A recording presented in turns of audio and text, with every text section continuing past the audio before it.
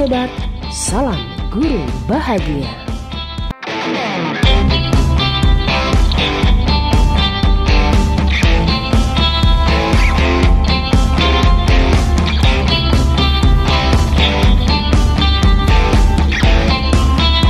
Selamat pagi Pak. Selamat pagi Bu. Bagaimana kabarnya Pak hari ini? Sehat Bu. Sehat. Ya, syukur kepada Tuhan kita masih diberikan kesehatan yang nafas kehidupan sampai saat ini. Ya. Syukurlah Pak. Dan memang itu yang kita harapkan, bagaimana kita memulai hari-hari kita dengan penuh rasa syukur atas segala berkat Tuhan yang diberikan kepada kita. Nah, untuk pagi ini Pak, sesuai dengan janji kita, saya bisa mengganggu waktu Bapak ya Pak? Tidak apa-apa Bu, tidak apa-apa. Karena kita semua itulah long life education itu kan. Panjang hayat kita tetap harus belajar. Iya, itulah Pak. Terima kasih Pak atas waktunya di sini sebagai bagian dari program pendidikan guru penggerak Pak. Kebetulan saya pendidikan di sini dalam melewatinya ada beberapa modul dan tugas yang harus kita kerjakan, dan sekarang ini kami memasuki modul 31 dan intinya soal pengambilan keputusan. Bagaimana setiap pengambilan keputusan yang diambil oleh setiap pimpinan sekolah di lembaga-lembaga apakah negeri atau swasta, apakah setiap pengambilan keputusan oleh pimpinan sekolah apakah selamanya diterima oleh bawahannya atau rekan sejawatnya atau sivitas semua akademiknya. Dan pastinya mungkin ada di sana setiap pengambilan keputusan itu tidak selamanya memberikan tepuk tangan untuk semua. Pasti begitu ya Pak ya? Pasti. Jadi itulah Pak, saya sebagai calon guru penggerak dengan modul ini mau melakukan praktik dengan cara saya mewawancarai Bapak bagaimana hal pengambilan keputusan yang selama ini sudah Bapak emban, Bapak tempuh di sekolah ini dan mungkin juga di sekolah-sekolah yang lain. Betul. Begitu ya Pak. Betul.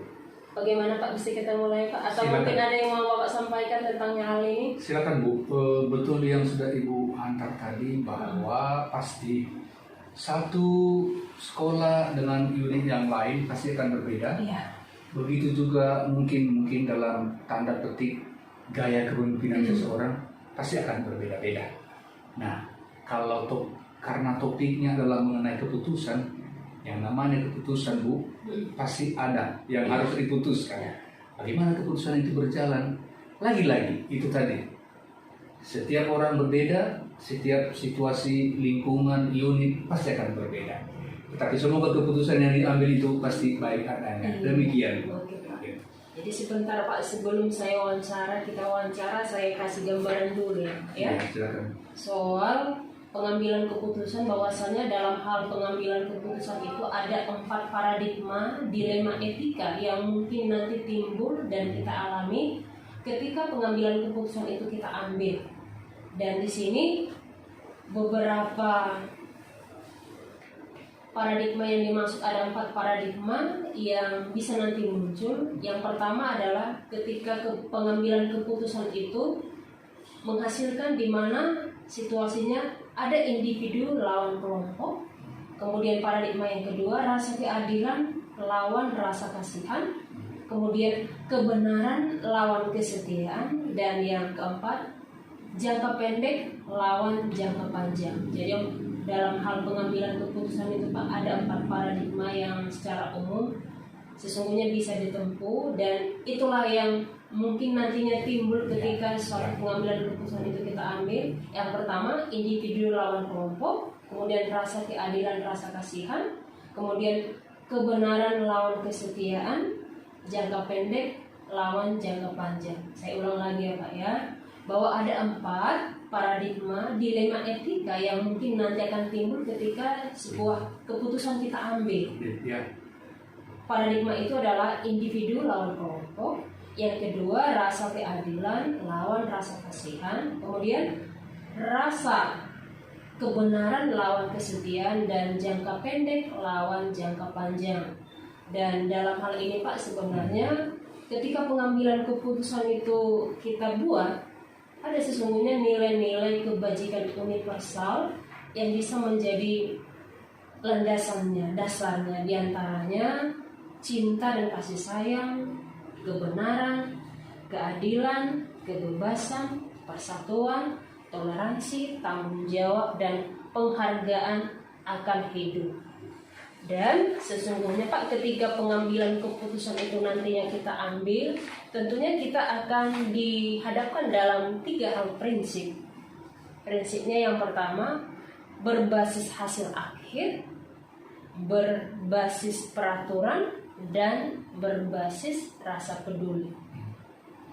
Itulah nantinya Pak prinsip yang bisa kita tempuh ketika pengambilan keputusan itu dengan paradigma tadi yang kita tetapkan.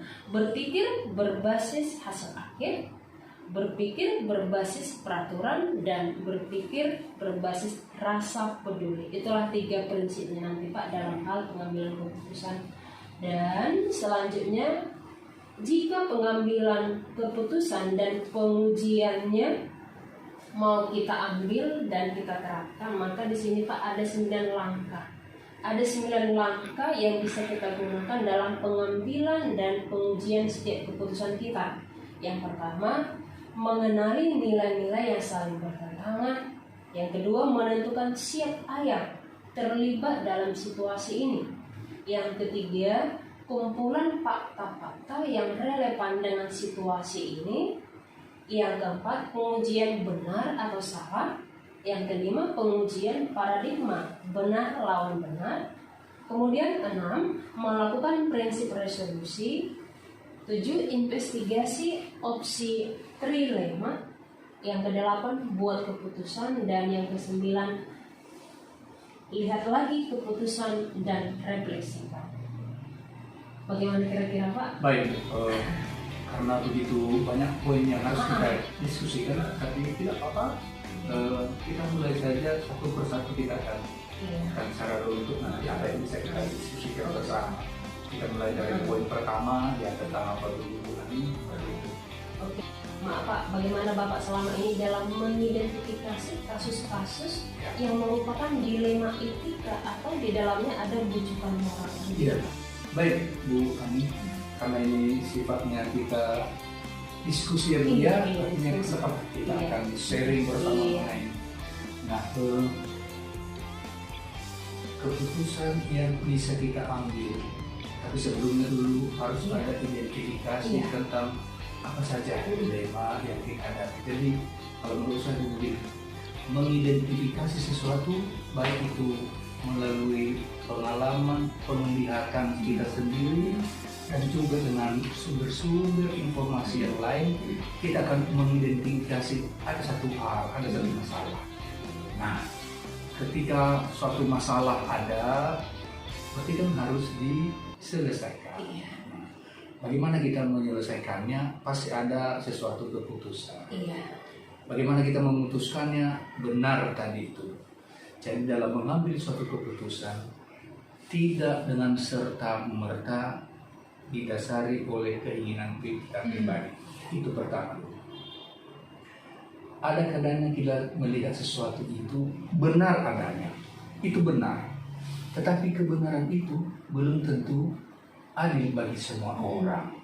Nah, ada yang adil, ada yang benar, tetapi kadang-kadang bisa menimbulkan satu pertentangan. Nah, di situ kita bisa mendapat satu dilema.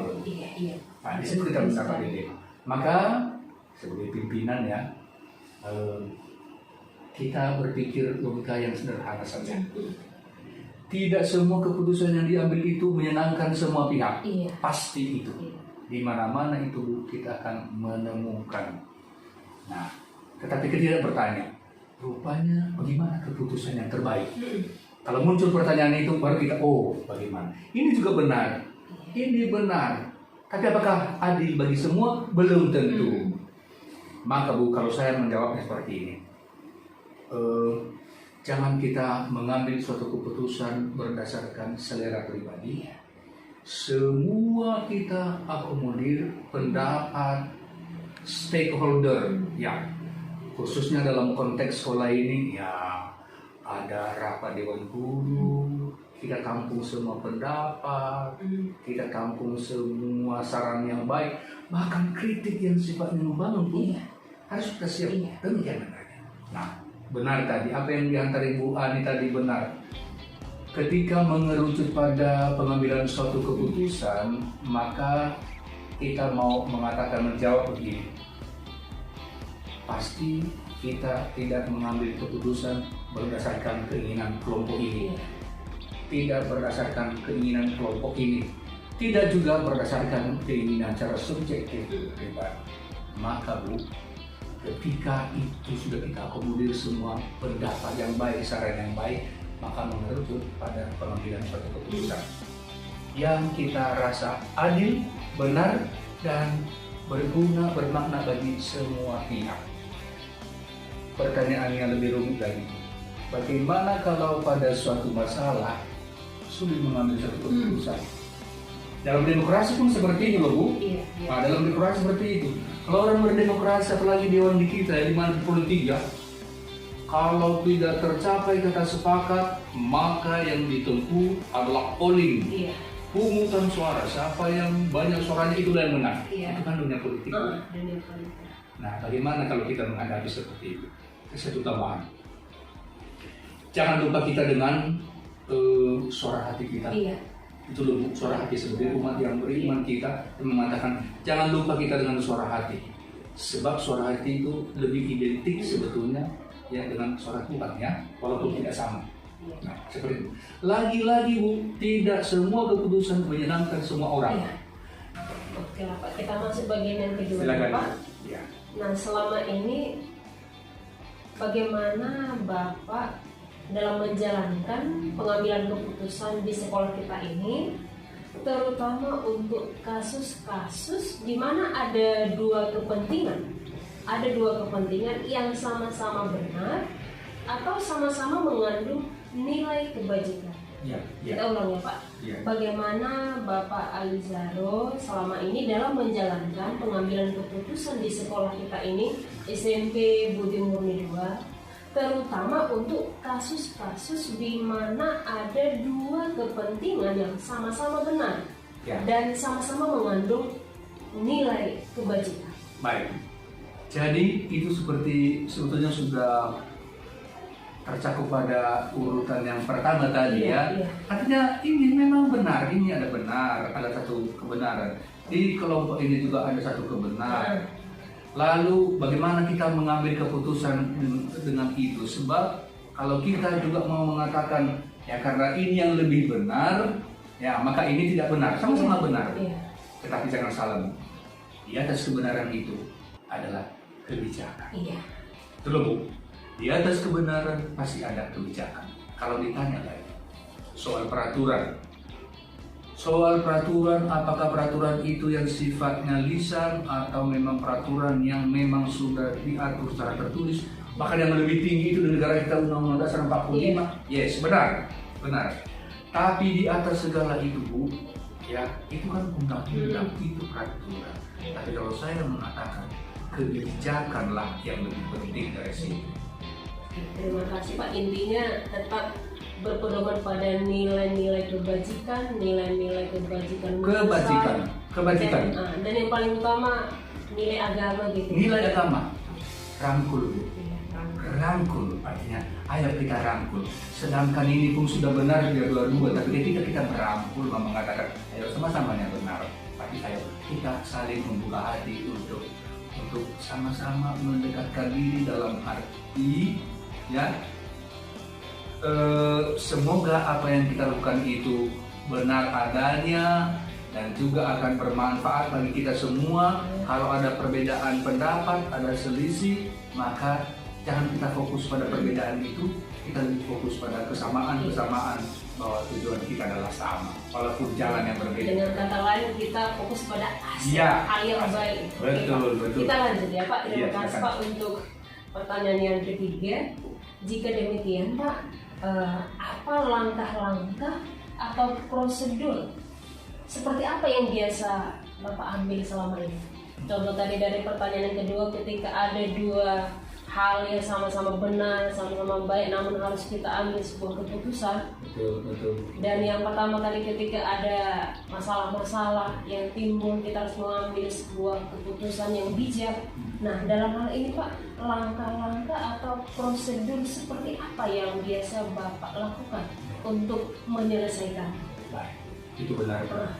Sama seperti yang saya katakan tadi, artinya begini, kalau ada sesuatu masalah diperhadapkan kepada kita, tidak usah jauh-jauh. Ya, antara kita dengan kolega kita, si A mengatakan ini, si D mengatakan ini. Bahayanya ketika si A ya saran atau informasi apapun itu, kita telan bulat-bulat sebagai sesuatu yang benar. Begitu juga dengan B. Ayo kita cerna itu, kita olah dulu sedemikian. Maka ketika kita sudah mengidentifikasi tadi itu pada pertanyaan awal, ayo kita mempunyai satu strategi tersendiri bagaimana mengambil keputusan terbaik di antara keduanya. Ayo kita dengarkan satu persatu dan akhirnya ayo kita panggil dua-dua kalau ada masalah, ya misalnya antara guru kita dengan pegawai kita. Ayo dengan catatan jangan kita biarkan hal itu berlarut-larut terus, karena saya tidak di mana-mana pun ada. Makanya Bu saya bersedia begini. Iya Pak, realita yang begitu. Realita di mana-mana Bu. Ada sesuatu sering terjadi begini. Kalau dulu begini, kalau masa Bapak ini begini, jangan bawa-bawa dulu, lain sekarang. Anehnya Bu terkadang begini. Ada sesuatu hal-hal tertentu yang dianggap itu dibiasakan, tetapi belum tentu benar dan baik adanya, tetapi dibiasakan sampai sekarang. Makanya muncul perkataan dulu itu sudah tidak eksis lagi sekarang. Yang kita biasakan itu, yang kita budayakan itu adalah ayo sesuatu yang baik dan benar, itulah yang harus kita budayakan, itulah yang harus kita biasakan. Dalam arti Bu Ani ini kembali pada mindset kita lagi, pola pikir kita ini ya, kita masih anti perubahan. Murni sudah tercantum di sana. Mendidik dengan hati, semua mendidik dengan hati. Nah, oke. Saya kadang-kadang berpikir itu, gimana ya? Benarkah kita rimang-rimangi itu istilah kita? Betulkah kita rimang-rimangi di dalam proses pembelajaran kita sehari-hari di sekolah kita ini? Nah, jadi seperti itu Bu Ani. Nah, itulah jawaban saya yang sederhana. Kalau tepatnya Pak, mendidik dengan hati ini sebenarnya anjuran dari Ki Hajar Dewantara. Nah itu dia. Nah, mendidik dengan hati. Ya. Maka bersyukur sebetulnya kita ya, bahwa kita sebagai seorang yang pendidik pelayanan di bidang pendidikan di lingkungan Katolik. Nah, apalagi kami khusus untuk SD, SMP, SMA enggak.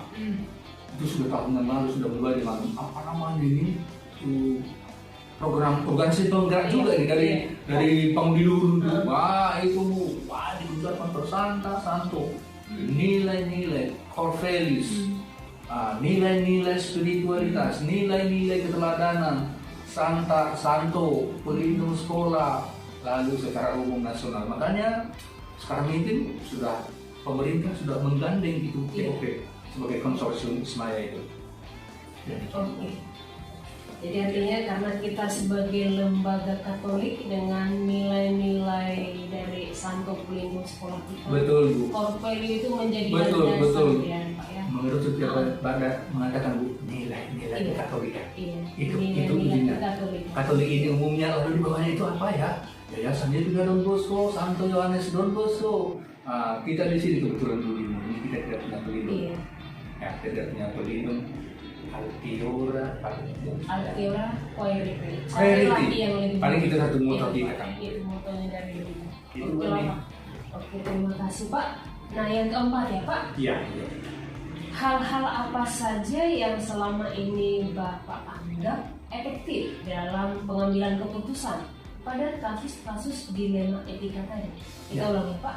Hal-hal apa saja yang selama ini Bapak anggap efektif dalam pengambilan keputusan pada kasus-kasus dilema etika tadi? Baik, jadi begini. Jangan pernah kita membuat suatu keputusan di mana keputusan itu sendiri, itu makanya ada begini, apa istilahnya ya? Lupa saya. Formator. Ada kata formator loh. Formator itu adalah seorang yang membentuk. Sebagai seorang guru, sebagai seorang pimpinan, bagaimana kita mungkin membentuk pribadi bawahan anak-anak didik kita kalau diri kita sendiri juga belum membentuk diri kita. Dalam arti, ayo berikan dulu, contohkan dulu, tampilkan dulu, katakan dulu yang baik dan benar, yang rapi, yang jujur, keteladanan itu, maka otomatis jangan pernah kita duluan dengan kata-kata, tapi tunjukkan dulu dengan sikap. Alhasil teman-teman kita itu pun pasti akan mengikutinya dan akan merenungkannya dengan benar. Sebab begini Bu, kadang-kadang sekarang kata-kata ini Bu, kalimat-kalimat ini tidak efektif lagi. Apalagi kalau terkesan perintah, apalagi kalau terkesan itu disuruh-suruh, apalagi disuruh, diperintah dengan nada keras dan marah. Cobalah misalnya dulu ya, kalau seorang pimpinan yang marah karena katakanlah itu tidak benar. Nah, maka ketika kita tunjukkan yang perlahan-lahan, bagaimana kita contohkan yang baik, contoh saja Bu, jauh. Kalau di depan siswa kita itu sendiri, makanya kita bilang sama kita di sini. Kalau di depan kita itu sendiri, ya ada siswa kita di situ, ada sampah di situ, lalu kita lewat, lalu tidak kita memberikan, tidak berani kita atau enggan ambil sampah itu di depan anak, dilihatnya, kita masukkan ke tong sampah. Besok lusa kita, Bu guruku, Bapak guru, ambil sampah. Besok lusa Bu nggak berani lagi. Iya. Maka tanpa dikatakan, pun dia sudah melihat itu. Nah, itu tadi jadi singkatnya Bu, keteladanan. Iya, benar. Itu keteladanan. Keteladanan tidak perlu harus banyak kata, tidak perlu harus banyak perintah, tidak perlu harus ada satu tekanan. Dan yang paling penting bukan. Nah ini lagi kita ini masih berada di penjajahan. Kenapa saya mengatakan itu? Karena kita masih suka diperintah-perintah. Masih suka kita diperintah-perintah. Kita masih berada di bagaimana supaya saya tetap di zona aman. Padahal sebetulnya kalau sadar, nah kita sebagai seorang guru ya, sama kita ini guru kita ini. Tak usah itu untuk kepala sekolah, itu hanya tugas tambahan. Kalau kita melakukan sesuatu hanya karena sesuatu keterpaksaan, karena diperintah-perintah, karena takut, segan dengan kepala sekolahnya, itu tidak jadi. Semakin kita diberikan suatu kebebasan Bu, disitulah kita tunjukkan satu tanggung jawab. Ketika kita diberikan satu kebebasan, tanpa dilihat, tanpa ada orang melihat kita, tanpa ada kepala sekolah, tanpa ada apa, disitulah kita tunjukkan tanggung jawab yang benar. Nah, itu saya rasa. Jadi ada satu hal juga bagi pimpinan ini, jangan kita terlalu menjudge. Jangan kita suatu menggeneralisasi sesuatu kelemahan, keburukan dalam diri seseorang, mungkin ada A, B, C. Tapi itulah peranan kita. Itulah peranan kita dalam arti, ayo kita berproses. Kemudian kita juga mempunyai andil bagaimana membentuk, apalagi sekarang. Ya kalau Bu Ani sudah senior, gimana guru-guru kita yang muda sekarang ini jam terbang yang bermanfaat. Kita punya andil di dalam pembentukan lapangan bela keluarga. Ya, kita ada di sini bukan hanya sebatas mengajar dan terima gaji, tidak. Tapi harus kita akui, disinilah dapur saya, disinilah sebagian besar waktu saya habiskan untuk melaksanakan tugas pelayanan bagi anak-anak kita. Menurut saya begitu Pak. Wah, luar biasa. Ya, seperti sekali Pak, dan memang luar biasa harus seperti itu. Ya harus begitu. Nah, kalau bisa kita hayati. Tapi lagi-lagi didalami lebih dalam. Tapi lagi-lagi Bu, das Sein dan das Sollen itu teori dan praktek kadang-kadang jauh berbeda. Tak berbeda. Tapi kalau kita sudah dengan tak henti-hentinya, dan ingat Bu, yang paling penting seperti kita ini ya, harus menjadi sebuah teamwork yang solid. saya bicara soal lembaga ini. Yang perlu kita tetap tanamkan teamwork yang solid, tim kerja yang solid. Jangan ada kelompok dalam kelompok, jangan ada grup di dalam grup. Kalau ada sesuatu masalah atau apapun yang kita temukan, ayo secepatnya kita diskusikan bersama, sehingga itu bisa kita cari solusi. Jangan dibiarkan dulu. Nah, kita ini kadang-kadang beda yang kita katakan sekarang, tapi ketika kita sudah keluar dari pintu gerbang sana, macam-macam. Oke, jangan biarkan. Guru kita katakan begitu. Mencari pimpinan itu bukan karena pintar, enggak, bukan soal pintar hebat, enggak ada loh. Itu sama kita semua. Nah, begitu Bu Ani. Oke, terima kasih Pak. Super sekali penjelasannya Pak ya. Saya tadi tertarik dengan keteladanan, sama halnya yang disampaikan oleh Bapak Kader Dewan. Nah itu. Ingarso Sungguh. Ingmadia Mangkarso. Tut beri handaya. Kita harus bisa memberikan contoh teladan dulu. Gitu Bu Ani. Oke lah Pak, terima kasih. Iya. Masih ada yang pertanyaan? Ada lagi, silakan.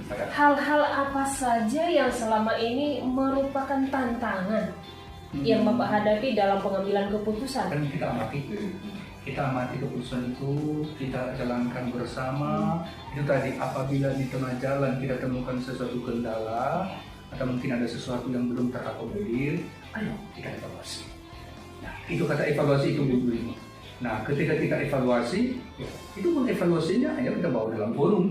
Ya, tapi tentu evaluasi yang sifatnya substansial tentu butuh. Tapi kalau sifatnya kecil-kecil, ya, tidak perlu harus mendapat satu persetujuan semua pihak dengan itu. Ayo langsung ambil. Karena begini juga Bu, ada hal-hal yang memang perlu dibawa dalam forum untuk diputuskan bersama. Ada juga hal-hal yang memang harus diputuskan secara personal oleh pihak manajernya sekolah misalnya. Seperti itu. Nah, oke Pak. Banyak hal yang dapat saya temukan dan sangat-sangat menginspirasi Pak dari apa tadi. Semoga bermanfaat. Iya. Semoga bermanfaat. Dari apa yang sudah Pak jelaskan. Iya. Dan yang sebelumnya saya kurang tahu, sekarang sudah lebih tahu begitu. Ya, namanya kita sharing nggak masalah, saya tukar pikiran.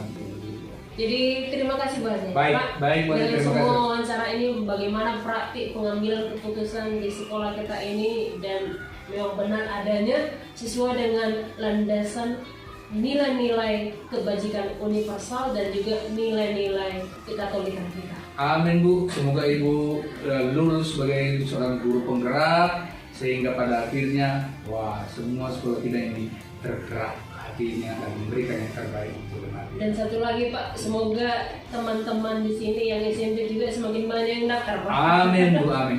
Terima kasih banyak Pak atas wawancara kita hari ini.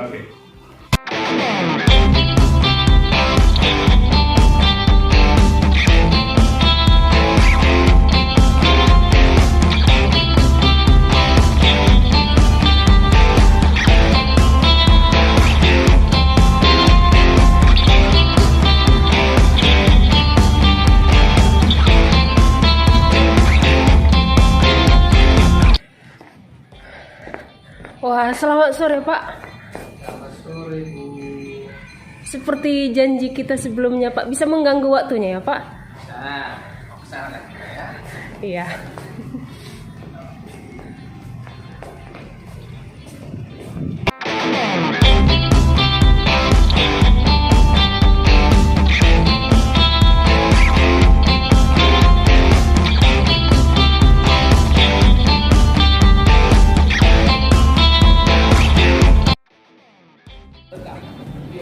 Kabar baik hari ini kan Pak? Kabar baik. Boleh ya Pak kita lakukan sejenis praktik pengambilan keputusan, di mana dalam hal ini saya sebagai CGP melakukan wawancara dengan Bapak Frans, bagaimana selama ini tentang pengambilan keputusan yang biasa Bapak ambil atau dilakukan sebagai hal terpenting untuk kebaikan bersama.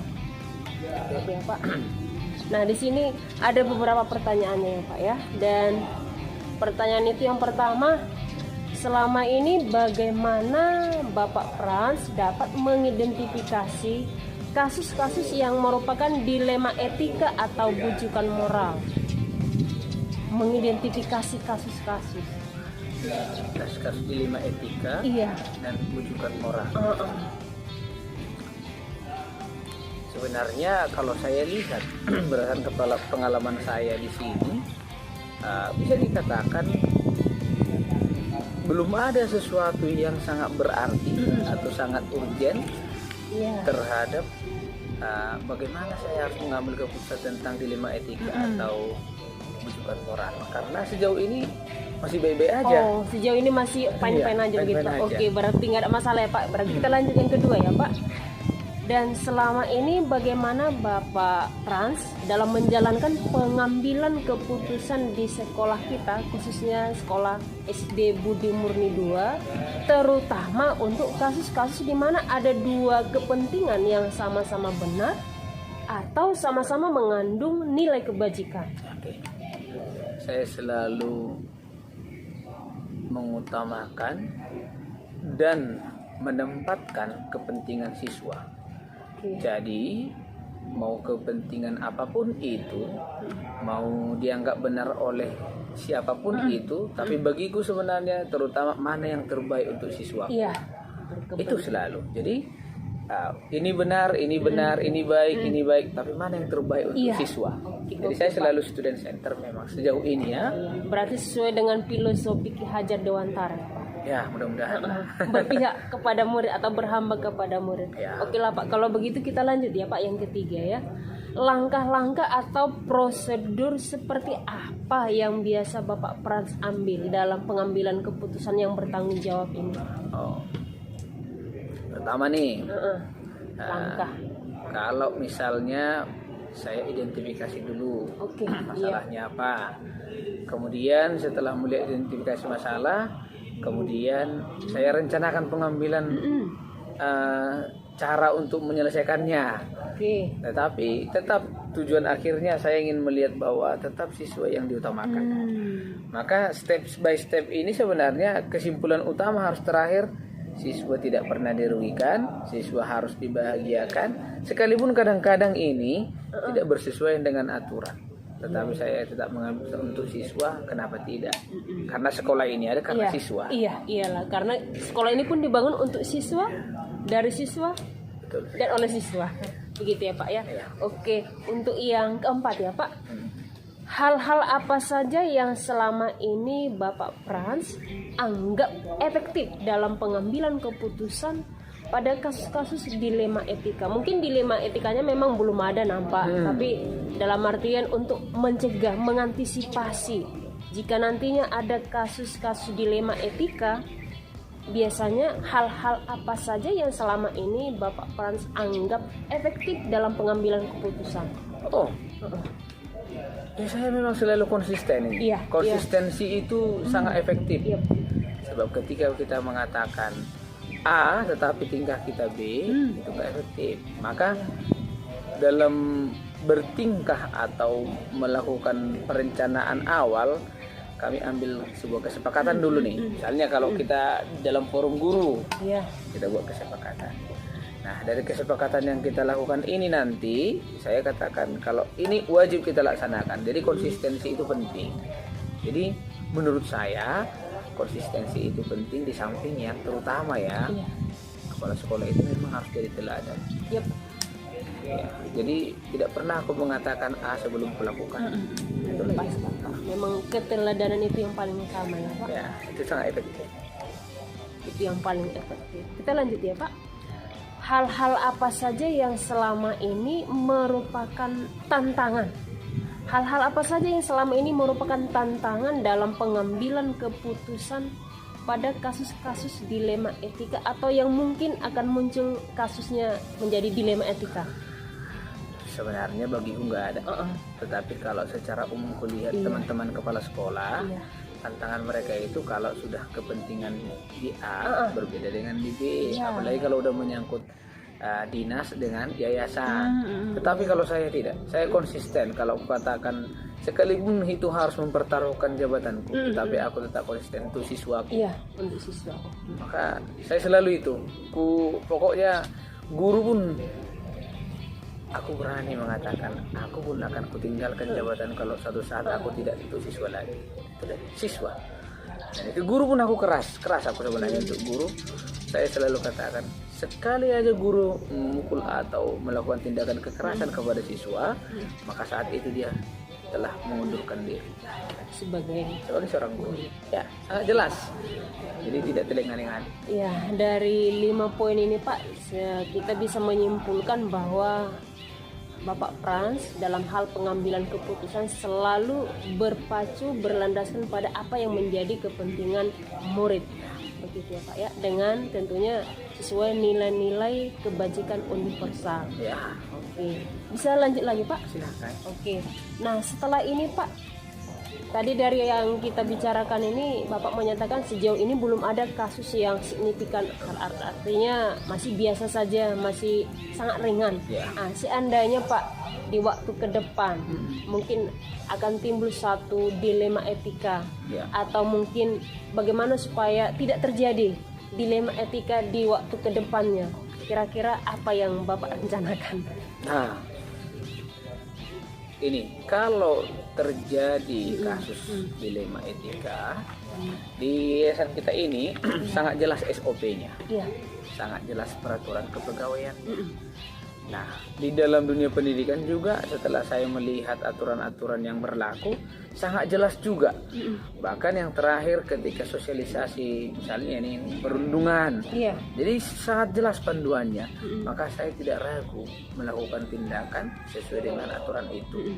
Nah, untuk mencegahnya sampai hari ini saya selalu memang menyampaikan ke guru, kita punya aturan, kita punya pegangan, kita punya rule. Tetapi di atas semua aturan itu pelaksana utamanya adalah guru. Maka jangan sampai kita yang melanggar aturan itu. Nah, jadi sekali lagi saya katakan tidak ada marah-marah ke siswa. Maka yang kulakukan apa? Aku nggak pernah marah-marah ke guru.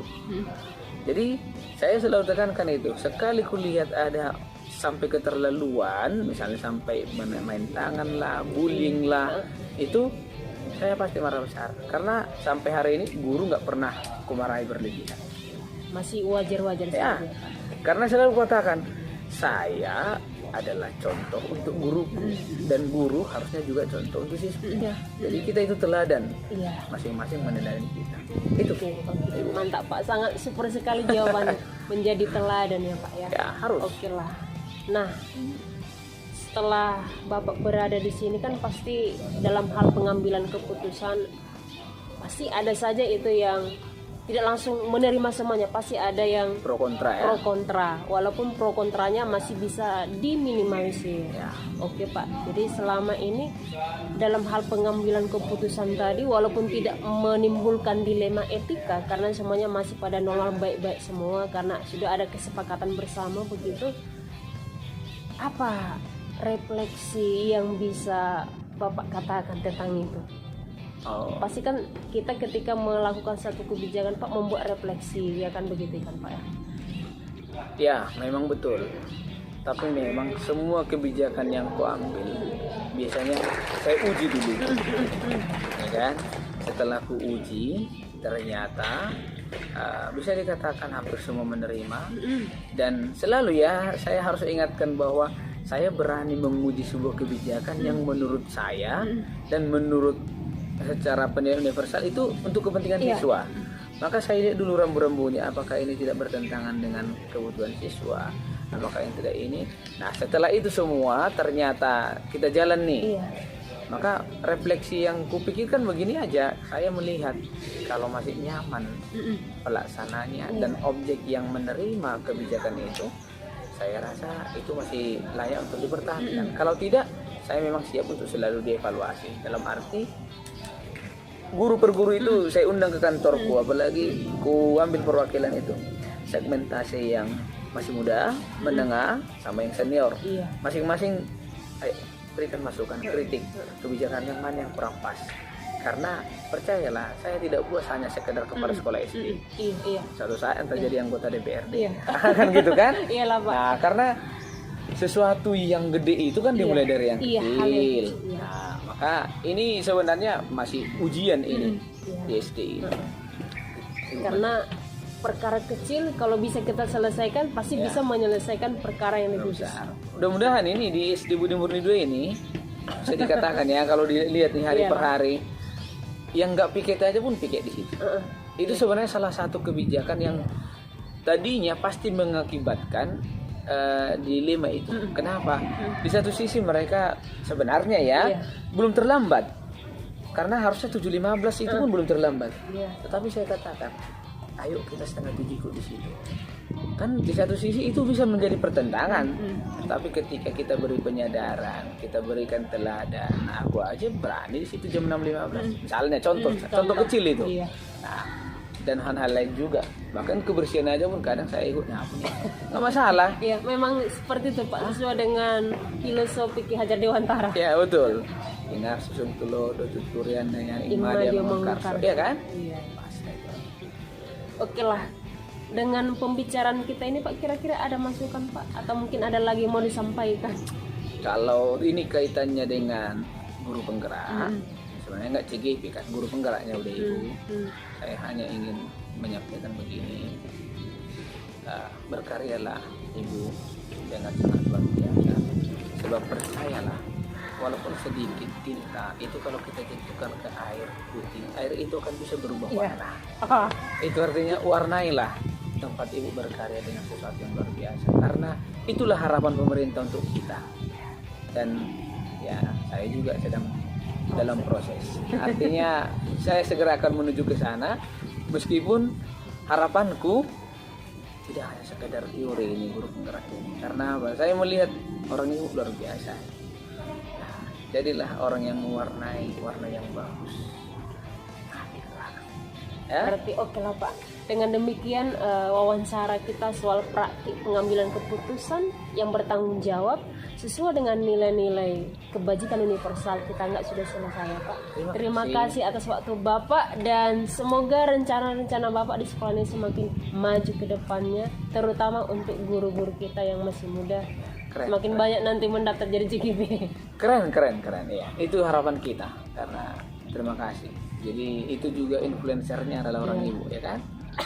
Saya juga kan influencer, karena Bapak kan termasuk visioner.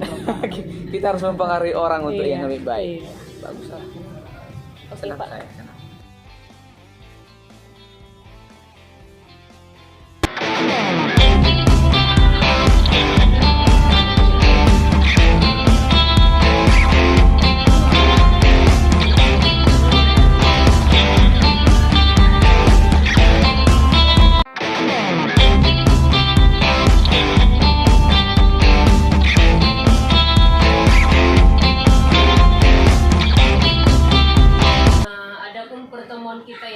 Tentang pengambilan keputusan. Jadi dalam hal ini saya mau sedikit waktu Bapak untuk mewawancarai Bapak soal pengambilan keputusan yang bertanggung jawab sesuai dengan nilai-nilai kebajikan universal. Jadi di sini kan Pak sudah ada beberapa pertanyaan nanti yang bisa saya suguhkan untuk Bapak setanggung jawab, dan pastinya ini sesuai dengan kebiasaan atau yang sudah dilakukan selama ini. Boleh Pak ya, waktunya saya ganggu. Dan sebelum kita masuk ke pertanyaan tadi Pak, di sini saya beritahukan dulu sebagai dasar nanti pertimbangan tentang apa yang kita bicarakan ini, bahwasanya dalam hal pengambilan keputusan ada 4 paradigma dilema etika yang biasanya muncul dari pengalaman kita. Dan 4 paradigma dilema etika yang dimaksud itu, yang pertama, individu lawan kelompok, rasa keadilan lawan rasa kasihan, kebenaran lawan kesetiaan, kemudian jangka pendek lawan jangka panjang. Itu soal 4 paradigma dilema etika yang umumnya akan muncul ketika sebuah keputusan diambil. Dan selanjutnya Pak, untuk mencari titik tengah atau mencari jalan keluar yang terbaik dari setiap pengambilan keputusan itu, ada sesungguhnya 3 prinsip yang secara umum bisa digunakan untuk mengakomodir dilema-dilema etika yang nantinya timbul. Yang pertama, berpikir berbasis hasil akhir. Yang kedua, berpikir berbasis peraturan. Dan yang ketiga, berpikir berbasis rasa peduli. Dan selanjutnya nanti Pak, ketika pengambilan keputusan itu kita lakukan, maka di sini ada bagian-bagian penting soal langkah yang bisa ditempuh. Dalam pengambilan dan pengujian keputusan ada 9 langkah yang ditempuh. Yang pertama, mengenali nilai-nilai yang saling bertentangan. Yang kedua, menentukan siapa yang terlibat dalam situasi ini. Yang ketiga, kumpulkan fakta-fakta yang relevan dengan situasi ini. 4, pengujian benar atau salah. 5, pengujian paradigma benar lawan benar. 6, melakukan prinsip resolusi. 7, investigasi opsi trilema. 8, buat keputusan. Dan 9, lihat lagi keputusan dan refleksi. Kira-kira itu gambarannya Pak ya, sebagai bahan kita dalam wawancara ini. Berarti lanjut ya Pak, bagian pertanyaannya Pak ya.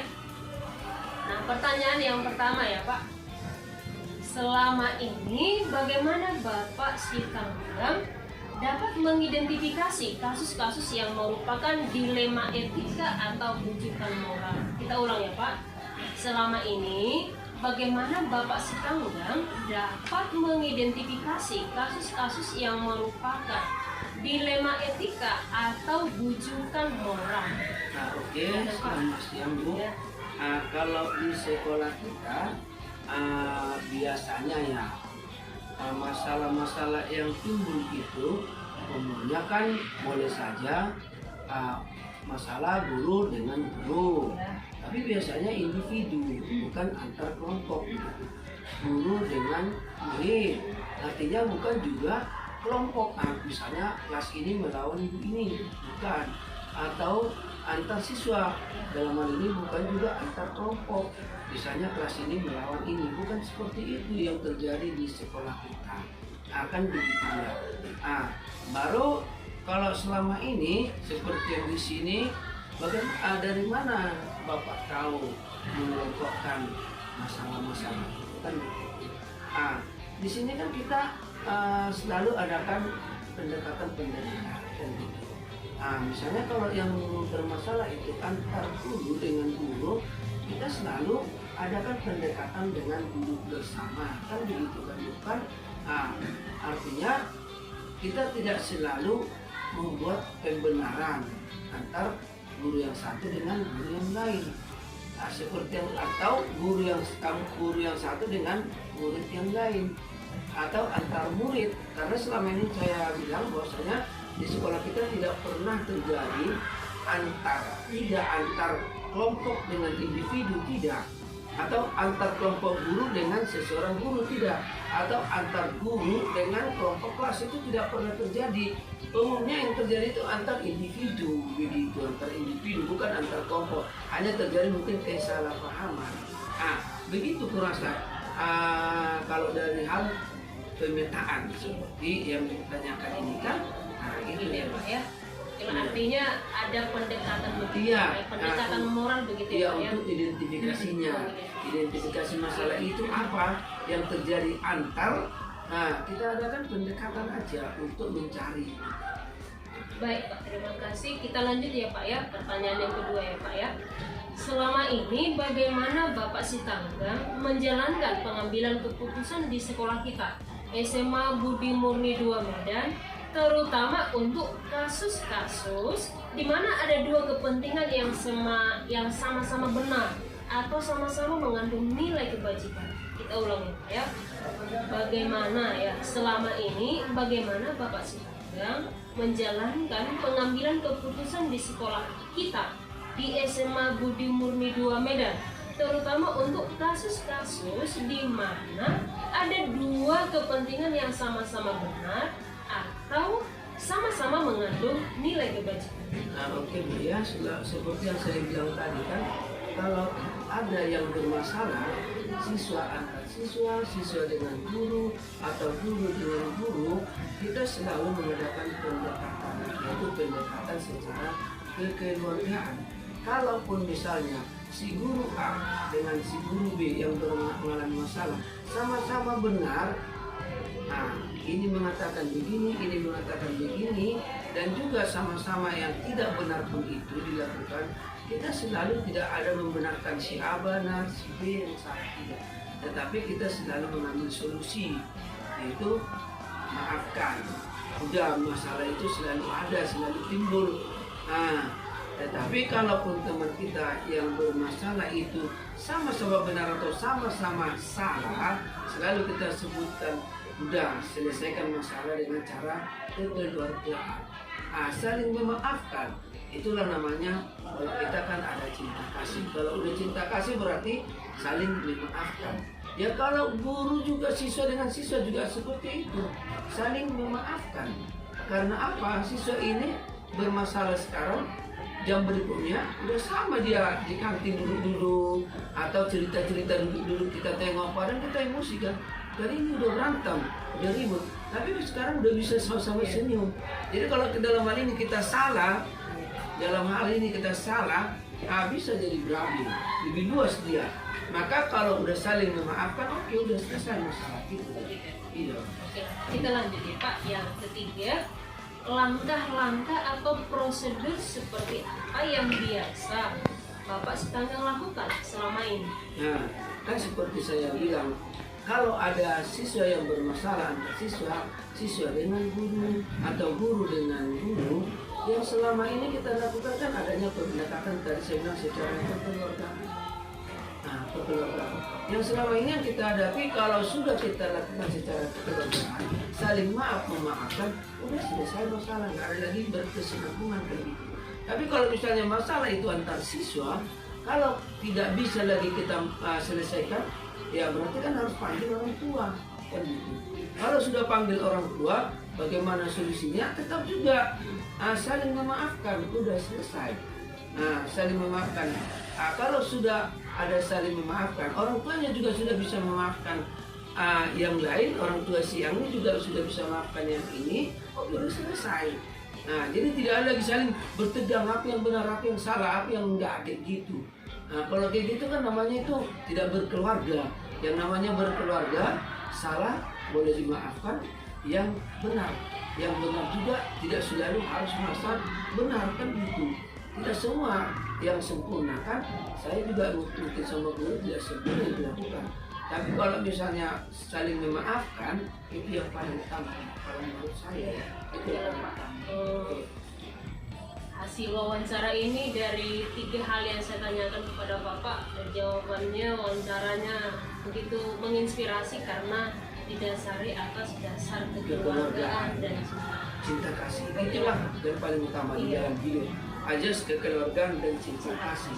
Kalau sudah tidak ada lagi cinta kasih, perang yang terjadi antar guru, antar murid, antar guru dengan murid. Orang guru sebagai teladan, anak-anak juga harus bisa mencontoh. Anak-anak yang salah ditara dan memaafkan. Kalau siswa salah, lalu kita ponis, kau tinggal kelas, kau pindah dari sini, ya kan bukan guru. Ini untuk yang keempat ya Pak. Hal-hal apa saja yang selama ini Bapak Sikalgang anggap efektif dalam pengambilan keputusan pada kasus-kasus dilema etika?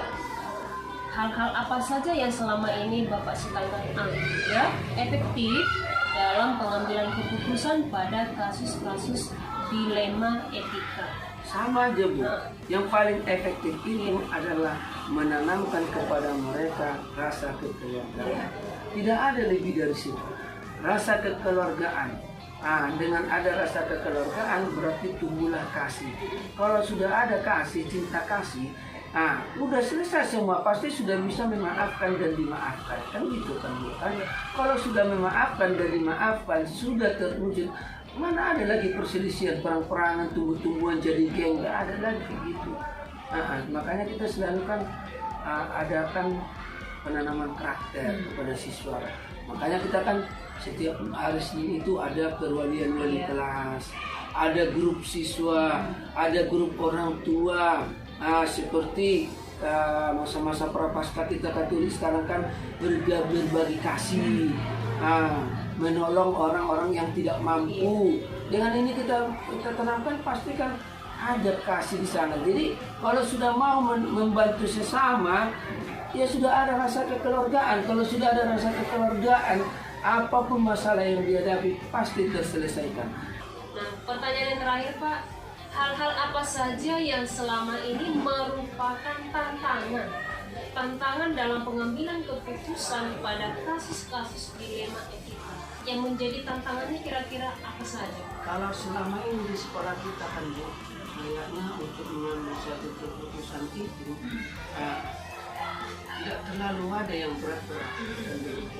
Seperti yang kita sebutkan tadi, mungkinnya karena sekolah kita selama ini ya ada doa pagi, ada doa siang, ada doa sebelum pulang sekolah, ada ibadat setiap Sabtu. Mungkin dengan dasar itu di sekolah kita kan jarang terjadi misalnya masalah-masalah yang sangat berat. Yang selama saya kepala sekolah di sini jarang terjadi di sini masalah-masalah yang berat. Nah, sehingga untuk pengambilan keputusan, karena yang kita sebutkan tadi dengan cara memaafkan dari hati yang paling dalam, kita tanamkan sama anak itu rasa kekeluargaan. Kayaknya tidak pernah masalah yang berkelanjutan antar ini nggak pernah. Cukup kadang masalah itu hanya antar kita kan. Baru kalau ada masalah yang lebih agak lebih rumit, baru kita panggil orang tua. Udah siap panggil orang tua, biasanya kan selalu mereka bisa memahami begitu. Jadi tidak pernah saling tantangan yang sangat berat. Kayak selama ini saya dapat jarang di sekolah ini tantangan yang sangat berat ya, pengambilan keputusan. Ya paling mungkin kalau memang tidak bisa lagi termaafkan, si X itu tidak lagi termaafkan, ya paling kita panggil orang tuanya, itu pun kita bilang bersama orang tuanya mungkin kan di sekolah ini tidak di sini dia menuntut masa depan, mungkin di sekolah lain. Tidak pernah kita bilang pecat anakmu dari sini, tidak pernah. Mungkin tidak tempatnya di sekolah ini mengambil atau anak-anak kita ini menuntut mencari masa depannya. Mungkin coba cari di sekolah dulu. Paling itu yang kita buat. Itu pun kalau kita buat kalau sudah ada statement demi statement.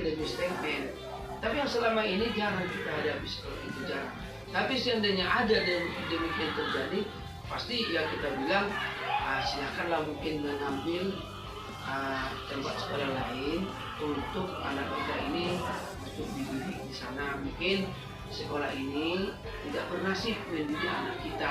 Itu yang kita ucapkan sama mereka. Jadi tidak terlalu berat kali, orang tuanya juga selalu membilangkan terima kasih, karena memang tidak pernah anak-anak itu kalau ada masalah atau antar guru juga masalah tidak pernah langsung pak, dan selalu pendekatan dengan kekeluargaan. Makanya mungkin masalah itu tidak selalu berat.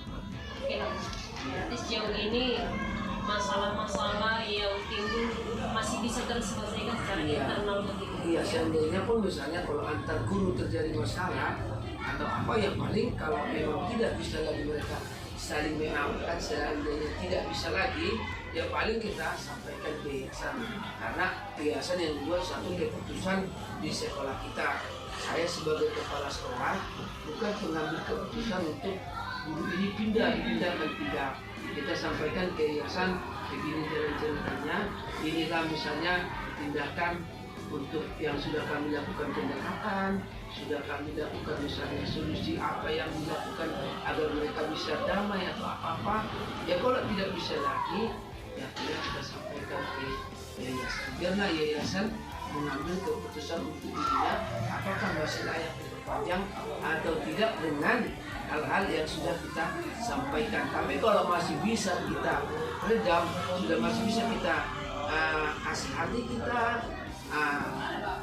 tidak seperti mengumpulkan yayasan. Tapi kalau sudah kita kasih hati, kita dekatkan, kita kasih dia pendekatan, kalau tidak bisa lagi kita sampaikanlah ke yayasan. Biarlah yayasan yang memutuskan kemana dia akan berkarya. Begitu ya. Ada lagi. dengan apa yang kita bahas ini Pak soal pengambilan keputusan, kira-kira perencanaan Bapak ke depannya soal pengambilan keputusan bagaimana? Supaya tidak muncul dilema etika begitu. Kalau pengambilan keputusan itu tetap harus kita dasarkan kepada kekeluargaan dan cinta kasih. Itu yang paling baik dalam pengambilan keputusan, bukan berdasarkan misalnya jabatan kita. Kalau pengambilan keputusan berdasarkan kewenangan dan jabatan, itu namanya kita tidak mendukung persaudaraan Israel. Harus berdasarkan kekeluargaan cinta kasih, karena kita harus saling memaafkan. Itu yang paling utama. Satu lagi Pak, nah ketika selama ini ada masalah-masalah atau hal pengambilan keputusan atau kebijakan tertentu yang kita buat di sekolah kita demi kemajuan sekolah kita dan muncul dilema etika walaupun itu ringan begitu Pak. Kira-kira ada nggak Pak refleksi Pak?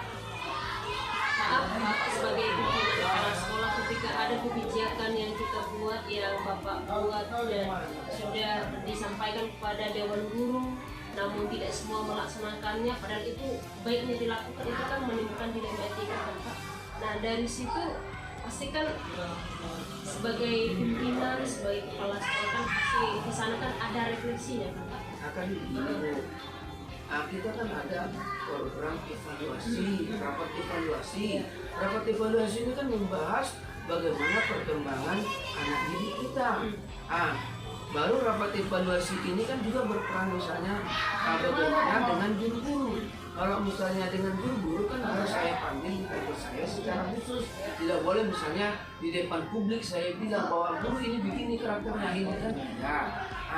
Tapi refleksi itu kan harus selalu ada. Misalnya, dengan adanya supervisi, dengan adanya misalnya angket kepada siswa bagaimana, itu akan saya panggil ke kantor ini secara khusus. Itu tidak boleh, harus dipublikasi. Tidak, kejelekan seseorang tidak dipublikasikan, bukan.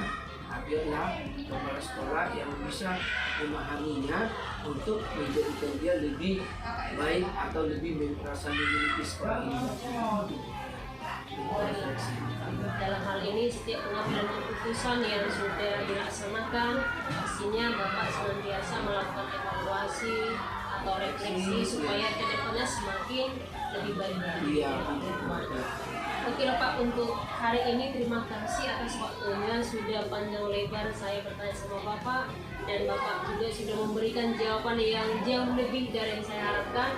Semoga kedepannya sekolah kita semakin maju ya Pak. Iya.